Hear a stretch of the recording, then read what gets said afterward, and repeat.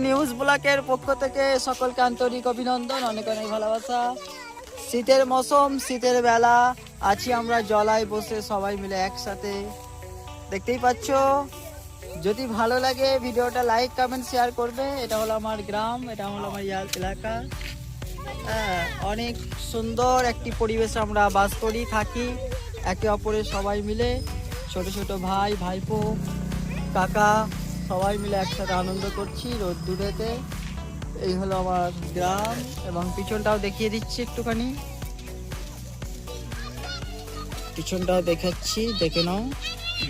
অনেক উঁচু কাচাদের ঘরে নিয়ে আনন্দের মধ্যে মেতে আছি, সব ঘুরে বেড়াচ্ছে, সব হাসছে, আপনারা দেখতে পাচ্ছেন।